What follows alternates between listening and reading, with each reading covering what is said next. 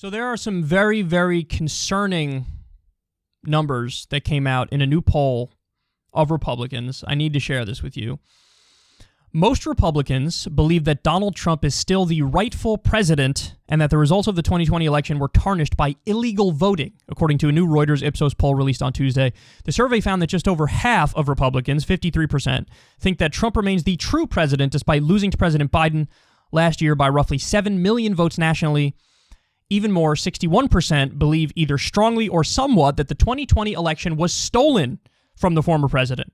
Similarly, 56% of Republican respondents said that the presidential election had been marred by illegal voting or election rigging, a baseless claim that Trump has made repeatedly in the more than 6 months since Election Day. This is incredible. 53%, more than half of the Republican Party, of Republican voters, say Trump is the true president, is the rightful president. 61% believe either strongly or somewhat that the election was stolen from Trump. This shows you the power of suggestion and the power of propaganda and the power of repeating something over and over. That's all Trump did here. That's it. All Trump did was insist over and over and over and over and over again, wrong, I won, illegal voting, rigged election, I won. How much evidence was presented? None. There was no real evidence that was presented. There were over 60 court cases on this. Over 60 court cases. Almost every single one. The Trump team lost. And the only ones they did win, it was over procedural shit and it had no bearing on the actual numbers. There is zero proof of illegal voting. Zero. None. Zero. And yet people believe this. So what about 2016, by the way? Donald Trump won. He became president. Obviously, if he lost that election to Hillary, he would have said the same thing. Would have been like, this is rigged, this is fraudulent, this didn't really happen. But he won, and so all of a sudden in 2016, he wasn't bitching about it being rigged. I won, so therefore it's fair. When I lost, it's unfair. If they were going to steal it, why wouldn't they have stolen from you in 2016? Before you even became president? And now Biden runs. You think the Biden people are that much more organized than the Hillary people? The guy's half dead. You think he was able to mastermind a plan that made it so that he stole the election and he won? I mean, Trump has nothing. He has nothing. This has been litigated 1,000 times. Trump fundraised off this and was doing really weaselly, questionable, gross fundraising where he said it was going towards stop the steal and to get us back in office, and then the overwhelming majority of it went to pay off his fucking campaign debt, maybe into his own fucking bank account. But here we go.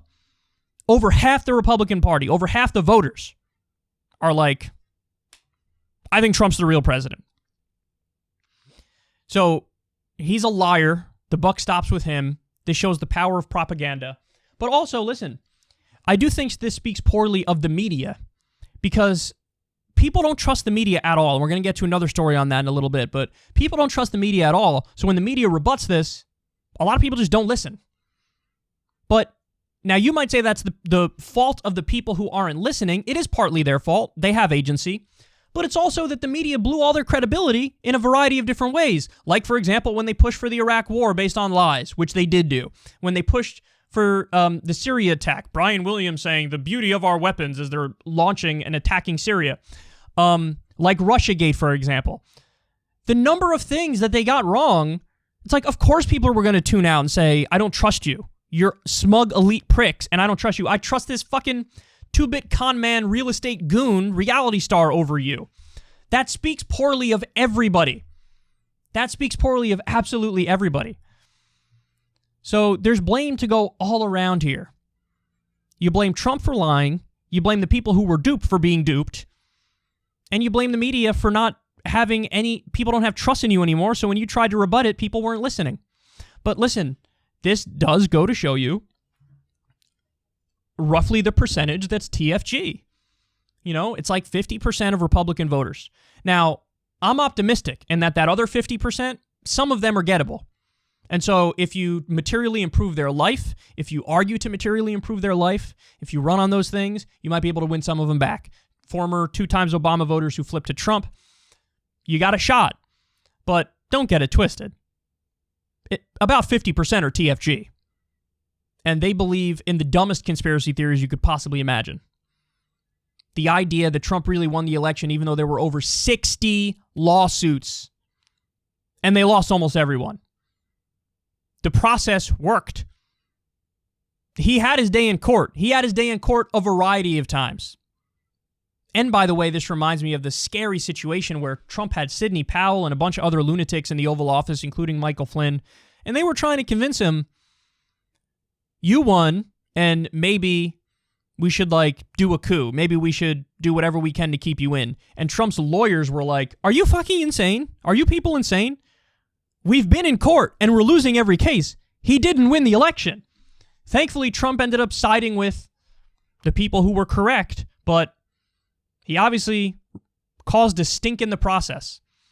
There's a report behind the scenes now that Trump thinks he's going to be back in office by August. I don't think that report is actually true because I don't know the reporter and it was probably somebody who was doing Russiagate 24/7, so it's probably bullshit, but there are plenty of QAnon people who think that is true. And half the Republican Party thinks Trump is the true president. So this is bad.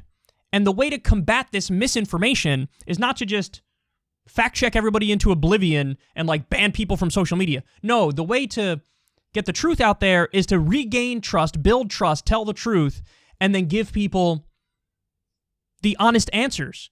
And over time, you might be able to win back some of them. But, we're not miracle workers here. So maybe, best case scenario, only 25% of Republican voters are TFG. But right now, it's about 50%. And that's not me speaking. Those are the numbers speaking. They believe things that are demonstrably untrue, that are absolutely out of this world, and are really, really scary and pathetic. So we're in a uniquely bad era of partisan tribalist garbage, and these numbers demonstrate that very clearly.